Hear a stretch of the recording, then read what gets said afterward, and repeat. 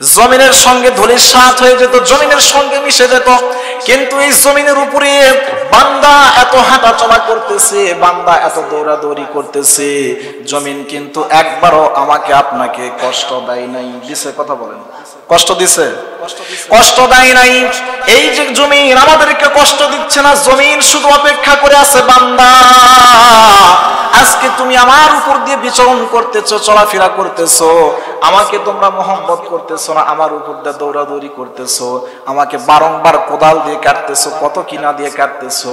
বান্দা আমি তোমাদেরকে আজকে কিচ্ছু বলবো না, কিচ্ছু বলবো না, একবার শুধু কবরে আসো, তারপরে চাপ কাকে বলে দেখায়া দিব। কথা বলেন ঠিক কিনা? চাপ কাকে বলে দেখায়া দিব।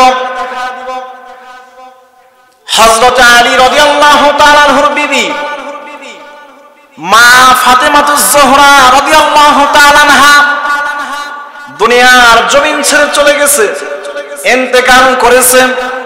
মা ফাতেমা রাদিয়াল্লাহু তাআলা আনহা ইন্তেকাল করার পর কেউ ছিল না, শুধুমাত্র একজন সাহাবী ছিল, যার নাম ছিল আবু যর গিফারি রাদিয়াল্লাহু তাআলা আনহু। কি নাম? কথা বলেন। আবু যর গিফারি। উনি ছাড়া কেউ জানতো না ফাতেমা রাদিয়াল্লাহু তাআলা আনহার কবর কোথায়। হাসান হোসেনও জানে না, হযরত আলী রাদিয়াল্লাহু তাআলা আনহু, আবু যর গিফারি, এই দুইজন ব্যক্তি ছাড়া জানে না মা ফাতেমা রাদিয়াল্লাহু তাআলা আনহার কবর কোথায়। আবু যর গিফারি কবর খনন করার পর রাত্রি বেলায় কবরকে ডাক দিয়ে বলতেছে, কবর রে, আজকে তোমার কাছে যেই মাইয়িতকে রেখে যাব, যেই মহিয়সী নারীকে রেখে যাব, এই মহিয়সী নারী আর কেউ নয়, কেউ নয়, তিনি হচ্ছেন জান্নাতের সরদারনি। জোরে জোরে বলেন সুবহানাল্লাহ। আল্লাহ পাক রব্বুল আলামিন।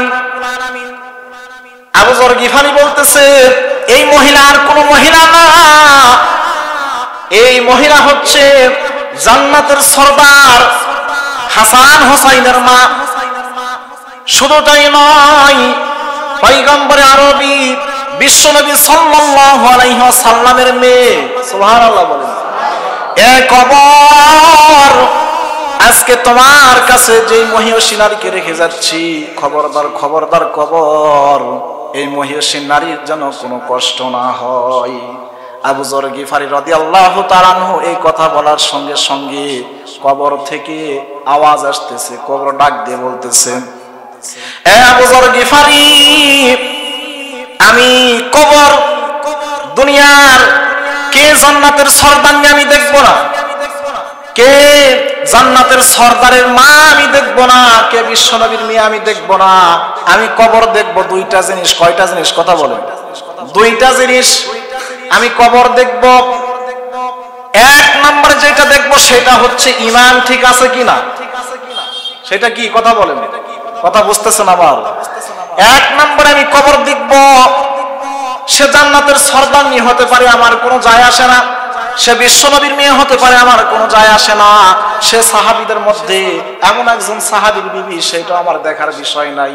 কারণ হযরত আলী রাদিয়াল্লাহু তাআলা আনহু এমন একজন সাহাবী ছিলেন, মুসলমান প্রিয় ভাইরা আমার, বিশ্বনবী যার সম্পর্কে বলেছেন যে আমি যদি আনা মাদিনাতুল ইলমুন আলিয়ুন বাবুহা, আমি যদি মদিনার মধ্যে ইলমের শহর হয়ে থাকি, আর সেই শহরের আমি যদি ইলম হয়ে থাকি, সেই শহরের রাজা হচ্ছে আলী।